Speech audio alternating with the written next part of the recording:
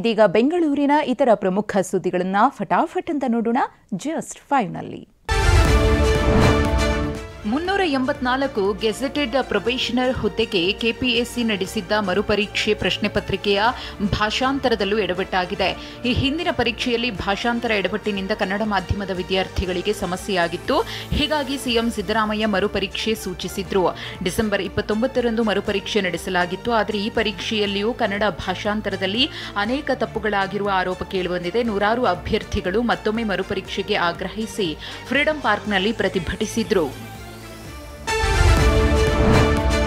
Yelahanka ವಾಯುನೆಲೆಯಲ್ಲಿ February 10ರಿಂದ 14ರ ತನಕ air show ನಡೆಯಲಿದೆ. Air ಶೋಗೆ ದಿನಗಣನೆ ಶುರುವಾಗಿದ್ದು, ಬಾಗಲೂರು ಕಡೆಯಿಂದ ಏರ್ಪೋರ್ಟ್ ಸಂಪರ್ಕ ಕಲ್ಪಿಸುವ ರಸ್ತೆ ಅಧ್ವಾನವಾಗಿದೆ. ಗುಂಡಿ ಬಿದ್ದ ರಸ್ತೆಯಲ್ಲಿ ಜೀವ ಭಯದಲ್ಲೇ ಸವಾರರು ಓಡಾಡ್ತಾ ಇದ್ರು. ಪಾಲಿಕೆ ಸೈಲೆಂಟ್ ಆಗಿದೆ. ಈ ಮಾರ್ಗದಲ್ಲಿ ಹೆಚ್ಚಿನ ವಾಹನಗಳು ಕೂಡ ಓಡಾಡುತ್ತೆ. ಗುಂಡಿಗಳು ಬಿದ್ದಿರುವುದರಿಂದ ಅಪಘಾತ ಸಂಖ್ಯೆ ಹೆಚ್ಚಾಗಿದೆ. ಅನಾರೋಗ್ಯದಿಂದ ಉಸಿರು ಚೆಲ್ಲಿದ್ದ ಹಿರಿಯ ನಟ ಸರಿಗಮ ವಿಜಿ ಪಂಚಭೂತಗಳಲ್ಲಿ ಲೀನರಾದ್ರು. ಅಗಲಿದ ನಟನ ಅಂತ್ಯಕ್ರಿಯೆ ಇವತ್ತು ಟಿಆರ್ ಮಿಲ್ ಬಳಿಯ ಚಿತಾಗಾರದಲ್ಲಿ ನಡೆಯಿತು.